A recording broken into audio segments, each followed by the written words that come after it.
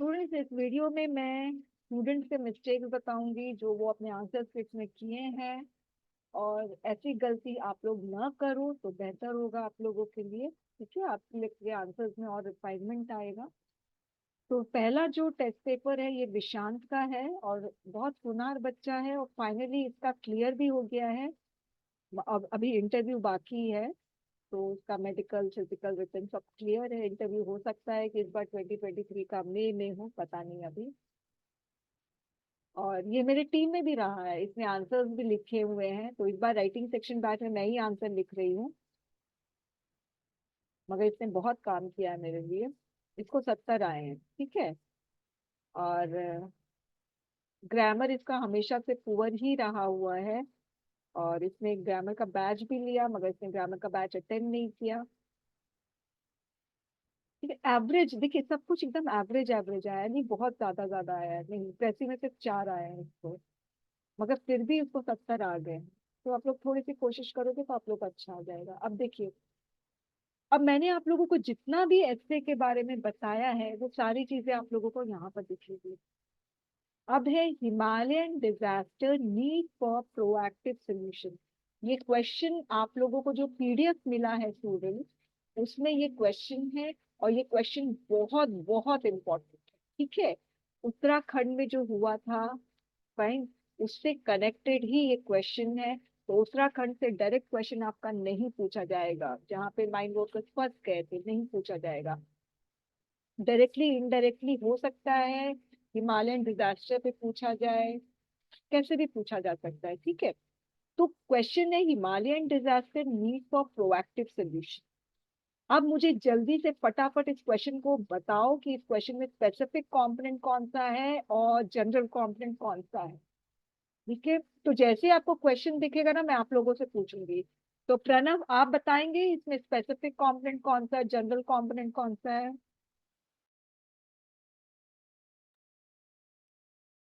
Yes, ma'am. बोलिए। Ma'am, Himalayan disaster is the general component hmm.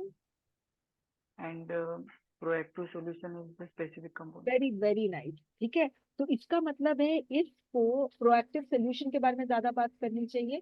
Fine. तो अच्छा, इसमें एक और चीज मैं बता रही हूँ। इसने लिखा है Himalaya the young fold mountain. तो आपको याद है, मैंने आप लोगों को एस्से का जो सेशन हुआ है थ्योरी पार्ट, उसमें मैंने बताया कि too familiar unity in diversity, democracy for the people by the people, too familiar वाला कोटेशन मत दिया करो, सेंटेंस मत लिखा करो। अब इसने लिखा Himalaya the young fold mountain, over familiar चीज है, टू ऑर्डिनरी। यहाँ से आप इम्प्रेस करोगे एग्जामिनर को। फाइन। फिर मैंने आप लोगों को दूसरी चीज बताई थी कि पैरा टू पैरा कनेक्टिविटी होनी चाहिए। फाइन, अब देखना इसने कैसे लिखा है। However, anthropogenic activities induce disaster are in ambit of humans and they can reduce in intensity with right approach and strategy. Okay, तो इसने ये वाले पैराग्राफ के लास्ट लास्ट लाइन में लिखा है राइट अप्रोच एंड स्ट्रैटेजी। तो मुझे तो अब लगेगा ना कि ये सोल्यूशन है, स्पेसिफिक कंपोनेंट, तो विशांत अब यहाँ पे सोल्यूशन के बारे में बताएगा, मुझे यही लगेगा। मगर इसने ऐसा नहीं किया। इसने यहाँ पर दो गड़बड़ की। पहली गड़बड़ क्या की, पैरा टू पैरा कनेक्टिविटी नहीं है। इसने बोला राइट अप्रोच एंड स्ट्रैटेजी, मगर इसने राइट अप्रोच एंड स्ट्रैटेजी के बारे में न बता के इसने फॉरेस्ट फायर के बारे में बताने लग गया। ठीक है, उत्तराखंड में फॉरेस्ट फायर जो भी है, ये सारा बता बतो के, और फिर लास्ट में लिखा सोल्यूशन। सोचो, सोल्यूशन स्पेसिफिक कंपोनेंट है, मगर सोल्यूशन के बारे में इसने यहाँ पर लिखा they can be controlled by proactive government and forest department intervention. सोचो, सोल्यूशन स्पेसिफिक कंपोनेंट है और उसने क्या किया है, सोल्यूशन को ऐसा लग रहा है जनरल कंपोनेंट बनाकर लिंक कर रहा है स्पेसिफिक से। इसने हिमालयन डिजास्टर को स्पेसिफिक मान लिया, यानी वो डिजास्टर के बारे में ज्यादा बता रहा है। और जो प्रोएक्टिव सोल्यूशन है जो एक्चुअल में स्पेसिफिक है, उसको वो जनरल करके यहाँ पर बस एक लाइन में बता दिया। तो मैंने लिखा कौन सा इंटरवेंशन, अगर आप देखो स्पेसिफिक कंपोनेंट सोल्यूशन है तो उसके बारे में ज्यादा बताओगे कि डिजास्टर के बारे में ज्यादा बताओगे। फिर मैंने लिखा यहाँ पर Examiner will expect right approach and strategy in the next paragraph. Obviously इसने यहाँ से खत्म किया तो मुझे तो लगेगा ना कि भाई यहाँ पे सोल्यूशन देगा. But you started with disaster. Para to para is connectivity is important. चलो अब उसके बाद फिर से वो डिजास्टर के बारे में बताने लग गया, यानी जो प्रोएक्टिव सोल्यूशन जो स्पेसिफिक कंपोनेंट है उसको गोल कर दिया. अब ये यहाँ पे अर्थक्वेक के बारे में बता दिया. फिर जो स्पेसिफिक कंपोनेंट है सोल्यूशन उसके बारे में उसने यहाँ पे बताया. Therefore government should take some major. तो मैंने लिखा भाई कौन सा मेजर लो. फाइन. फिर उसके बाद फिर से वो डिजास्टर के बारे में बताने लगे नेक्स्ट पैराग्राफ में. Glacial cover is reducing. Solution कहीं पे नहीं है. इसको क्या करना चाहिए था, इंट्रोडक्शन में ही डिजास्टर के बारे में बता देता. Earthquake, forest fire, reduction in glacial covering सारा बता के फिर सारे पैराग्राफ में सोल्यूशन सोल्यूशन देता तो बेटर नहीं रहता. मगर इसने ऐसा नहीं किया.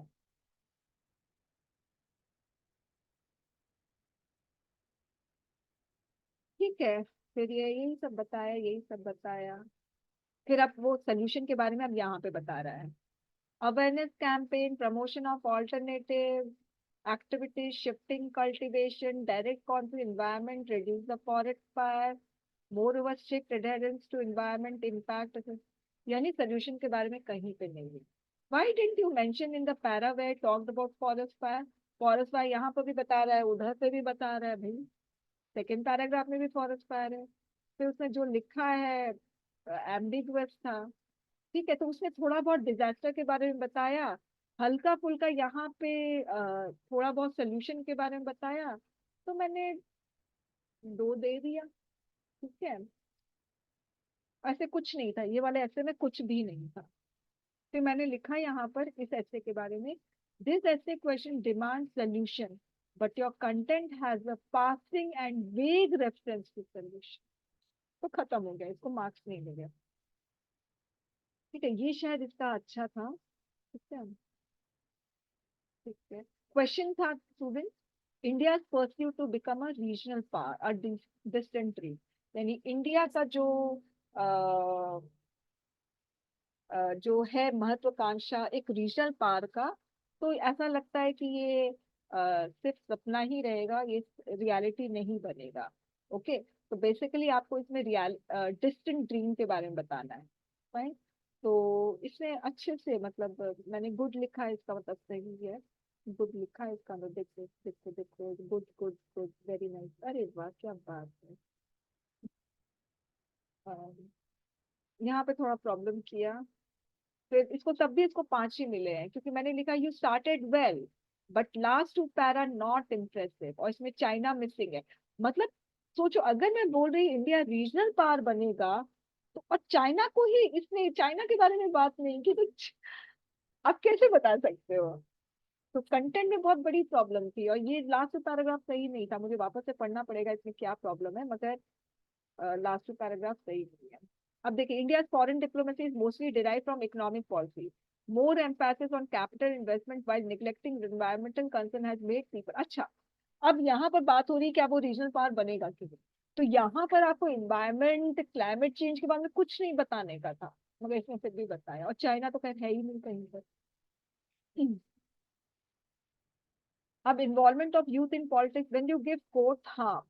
अब देखिए मैंने बोला था ना कोटेशन का क्या फंडा है. कोटेशन जब भी आप लोग दो तो आप लोग उस कोटेशन को अनाथ मत छोड़ो, उसको आप लोग कनेक्ट करो अपने इंट्रोडक्शन वाले लाइन. ठीक है. अब देखना इसने क्या कोटेशन दिया है. महात्मा Gandhi once observed that politics envelops us like the coil of snake.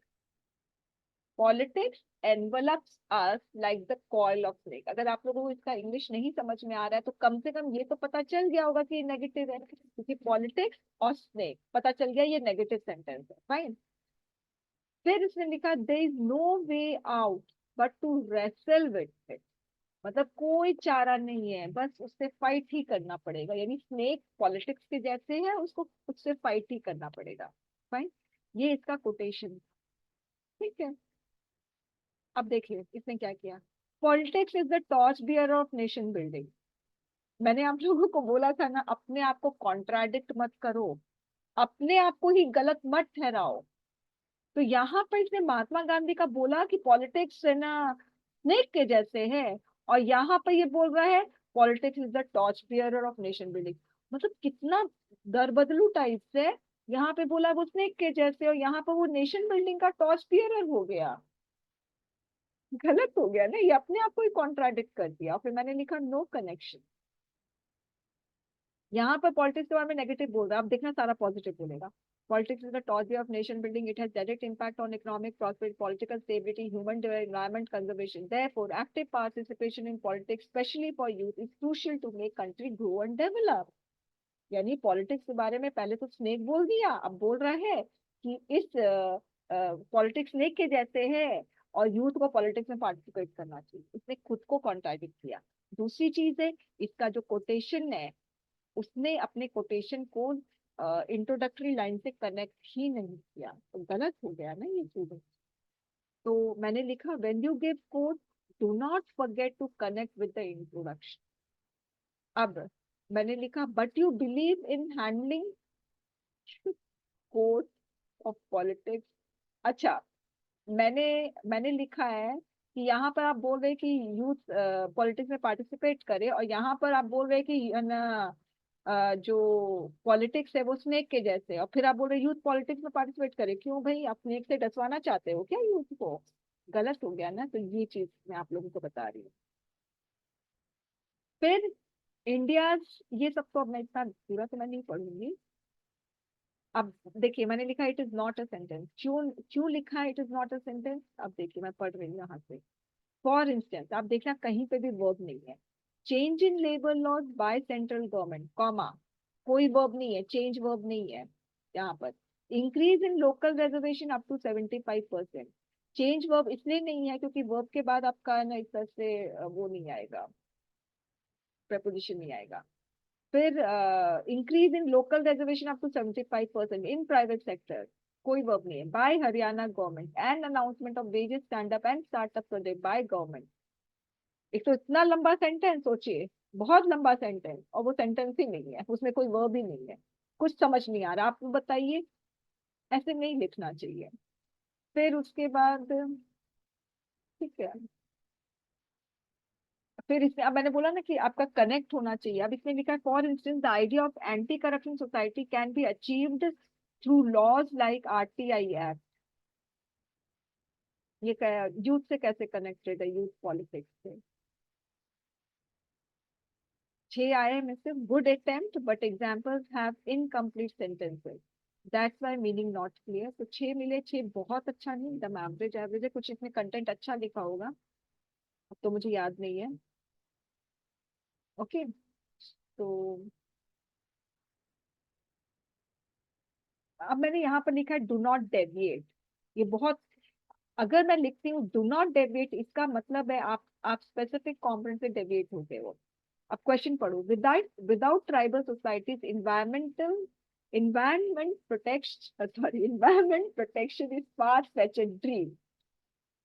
अच्छा, अब मुझे संदीप आप बताइए कि इसमें स्पेसिफिक कंपोनेंट कौन सा होगा?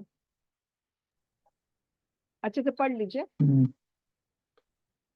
Yes ma'am. स्पेसिफिक कंपोनेंट बताइए,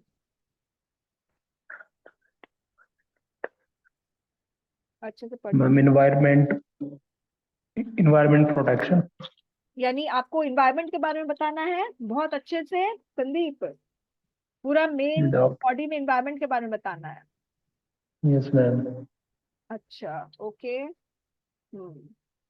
अच्छा, प्रणव आप बताइए। Ma'am, environment protection is the general component, hmm and without tribal society, far-fetched dream is hmm, the specific component. अच्छा, मेघा आप बताइए। Ma'am tribal society general component लग रहा है मैम, स्पेसिफिक कंपोनेंट लग रहा है tribal society, without tribal society. ठीक है ठीक है, सुनिए, without tribal society Sandeep specific component है। इन्वायरमेंट के बारे में बोलोगे तो फिर पता नहीं, इन्वायरमेंट के अंदर ही तो ट्राइबल सोसाइटी आएगा। इन्वायरमेंट बहुत बड़ा है, अगर उसके बारे में लिखोगे तो फिर लिखते ही चले जाओगे। हाँ, आप फिर बहुत कुछ लिखना पड़ेगा, पूरा पेरिस अग्रीमेंट, इंटरनेशनल फोरम में क्या क्या बातें हुई है एनवायरमेंट के बारे में, क्लाइमेट चेंज के बारे में। प्रॉब्लम, इन्वायरमेंट जनरल कंपोनेंट है, ट्राइबल सोसाइटी स्पेसिफिक कंपोनेंट है। इसमें पता है क्या बोल रहा है, ट्राइबल सोसाइटी किस तरह से इन्वायरमेंट को प्रोटेक्ट करती है। और अगर सरकार सोच रही है कि ट्राइबल सोसाइटी को साइड में करके इन्वायरमेंट का प्रोटेक्शन करे तो it is not possible. Mute कर लेना। अब मैंने लिखा डू नॉट डेविएट, ठीक है, तो देखते पढ़ते क्या लिखा है इसमें।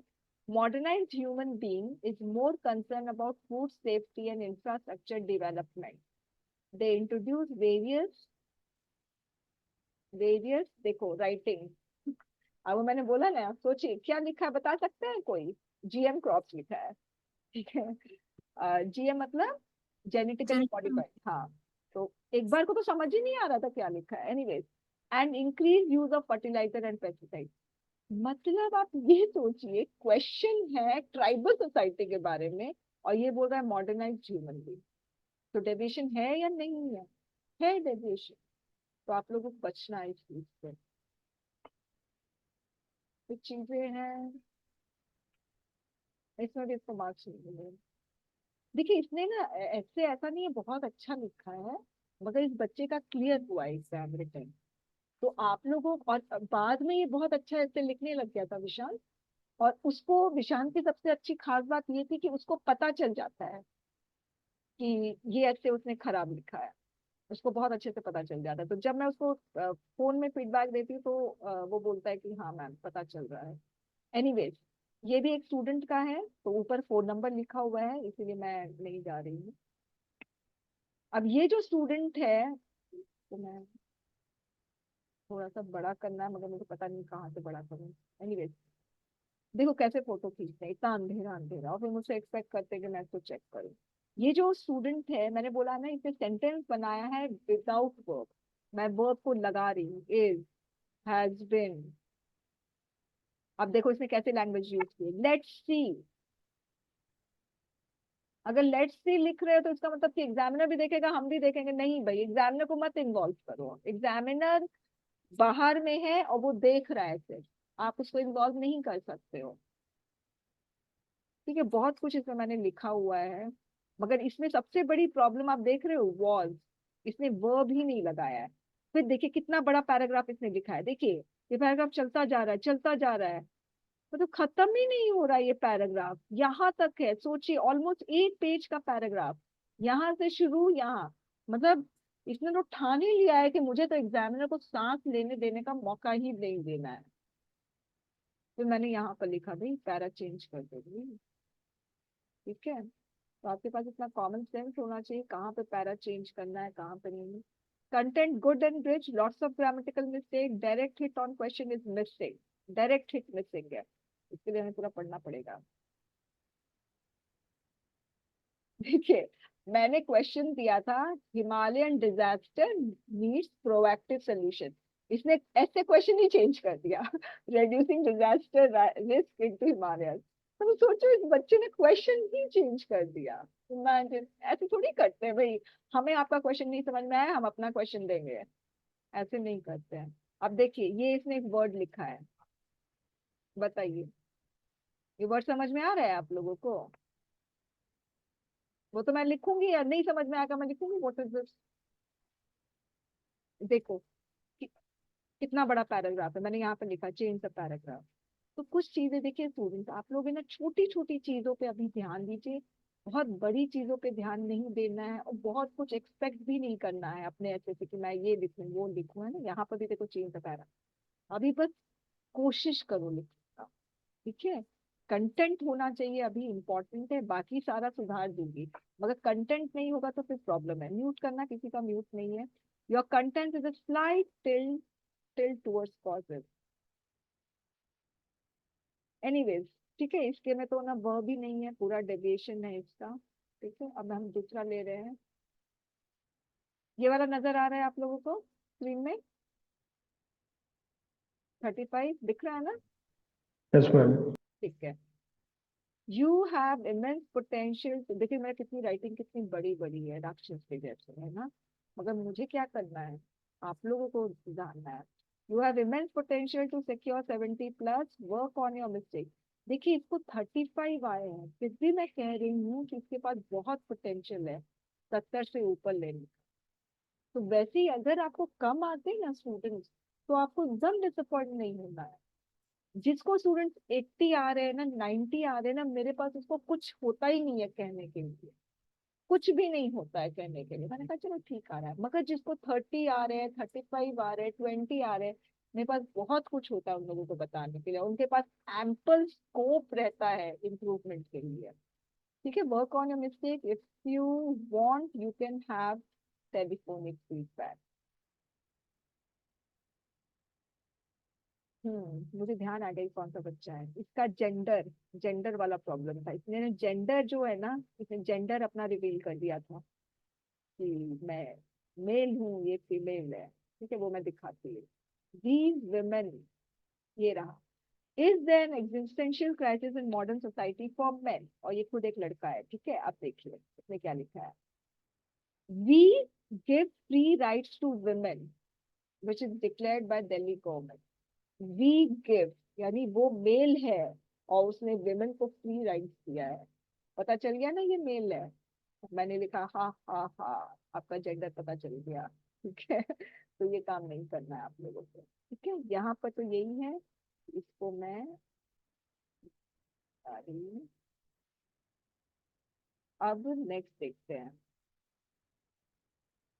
ये तो मैंने आप लोगों को दिखा दिया था। ये देखिए कोटेशन, इसका कोटेशन अनाथ नहीं है। As Mahatma Gandhi once said, a nation's greatness is measured by how it treats its weakest members. In Indian context, this statement holds true for millions of slum dwellers who faces numerous challenges in assessing their basic rights, including their right to security. Fine? ठीक है, कितना अच्छे से इसने court को connect कर दिया है। और ये क्वेश्चन बहुत इंपॉर्टेंट है, आपको इसका पीडीएफ मिलेगा शायद, मुझे ध्यान नहीं है, देखिएगा। अब उसके बाद हम नेक्स्ट में जाते हैं।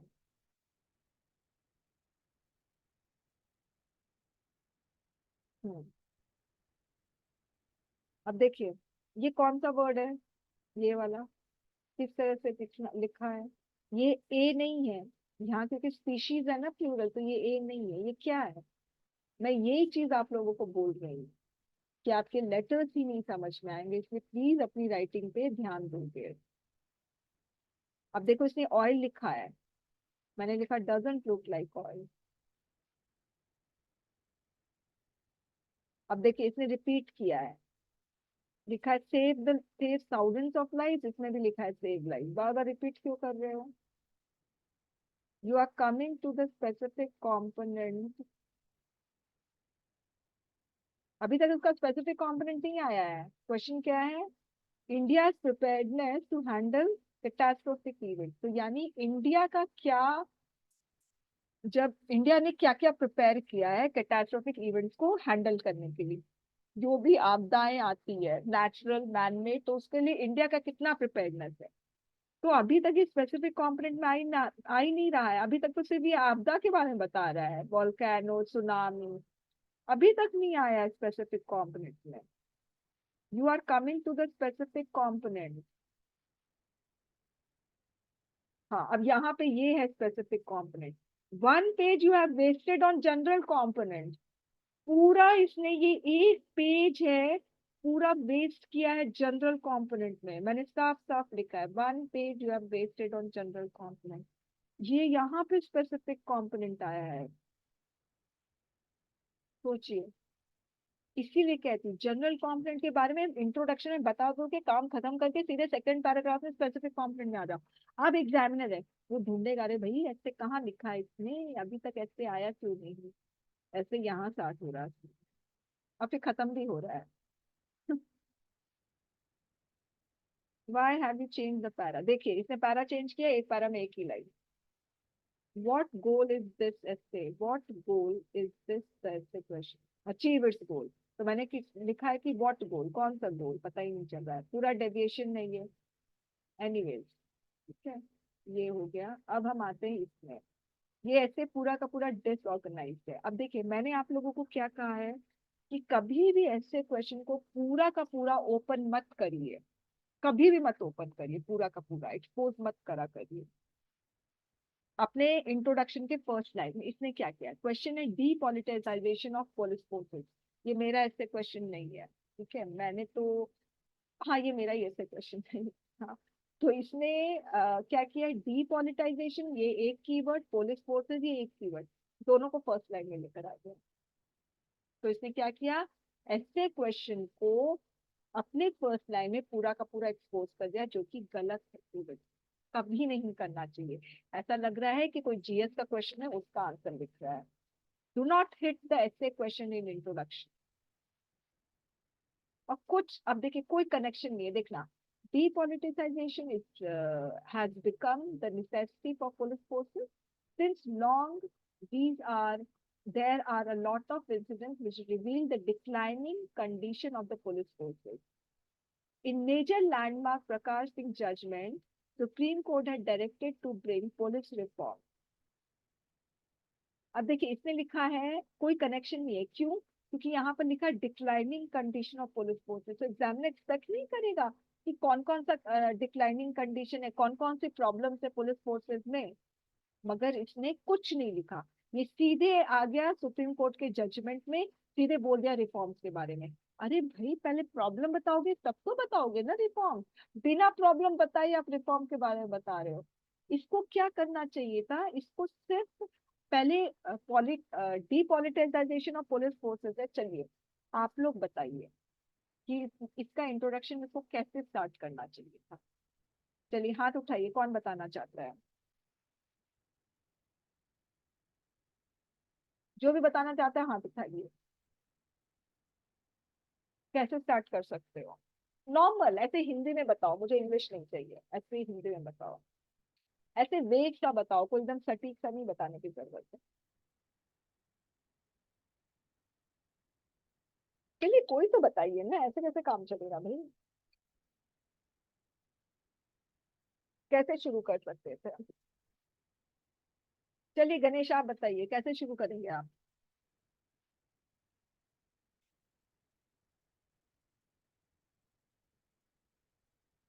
सबसे पहले इसमें जनरल कंपोनेंट और स्पेसिफिक कंपोनेंट बताइए।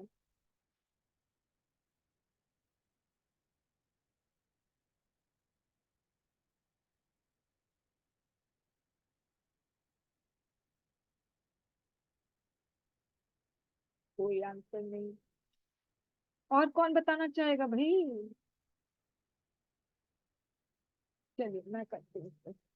देखिए, मेरा क्वेश्चन है डीपॉलिटाइजेशन ऑफ पुलिस फोर्सेस, इसमें डीपॉलिटाइजेशन स्पेसिफिक कंपोनेंट है और पुलिस फोर्सेस जनरल कंपोनेंट है। फाइन, मुझे सबसे ज्यादा डीपॉलिटाइजेशन के बारे में बात करनी है अपनी मेन बॉडी में, तो सेकंड पैराग्राफ में मैं डीपॉलिटाइजेशन से शुरू करूंगी।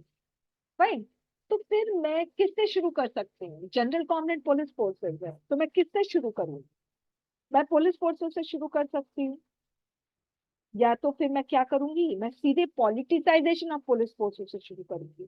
किस तरह से पुलिस फोर्सेस पॉलिटिसाइज हो रहा है, मैं सारे एविडेंस इंट्रोडक्शन में दे दूंगी। इससे मेरा इंट्रोडक्शन थोड़ा बड़ा हो जाएगा, मगर मैं इंट्रोडक्शन में देकर पॉलिटिसाइजेशन के बारे में बात कर लूंगी, और फिर मैं बोलूंगी कि इसीलिए सेकेंड पैराग्राफ में depoliticisation is very much needed, it is an emergency situation, ऐसे करके फिर डीपॉलिटाइजेशन के बारे में जो रिफॉर्म्स करवा रहे हैं, सुप्रीम कोर्ट का जजमेंट है, वो सारा बताकर अपना कंक्लूड कर देंगे। सिर्फ 3 ही पैराग्राफ और लिखिए, ऐसे आप लोग कर सकते हैं, ठीक है।